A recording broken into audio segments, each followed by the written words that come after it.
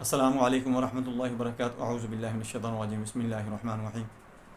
अक्सर लोग शिकायत करते हैं कि कॉन्स्टिपेशन यानी कब्ज़ बहुत ज़्यादा रहती है बड़ों को, औरतों को, बच्चों को, ख़ुसूसन जो हामला औरतें होती हैं उनको बहुत ज़्यादा सख्त जब कब्ज़ हो जाती है तो उस वक़्त जब कोई मेडिसिन वगैरह दी जाती है तो लूज़ मोशन के लिए यानी उसको खुल कर पखाना आ जाए या कोई जलाब लग जाए तो इंतहाई नुकसानदेह होता है, ख़ुसूसन हामला औरत के लिए। दोस्तों आज मैं आपको बताऊंगा कि कब्ज़ का इलाज आपको बेहतर तरीके से क्या करना चाहिए, मुकम्मल तौर पर कौन सा इलाज है जो घरेलू तौर पर है, जो आप बेहतरीन तरीके से कर सकते हैं। अक्सर लोग ये शिकायत करते हैं कि बच्चा मेंगनियाँ सी करता है, इतनी सख्त कब्ज़ होती है कि बच्चा पखाना जाना ही नहीं चाहता, बाथरूम में जाना ही नहीं चाहता, बहुत ज़्यादा उसको तकलीफ़ होती है। तो पूरी वीडियो देखें, आपको बहुत ज़्यादा फ़ायदा होगा। मैं हूँ डॉक्टर हाफिज़ मुदस्सिर रंजन।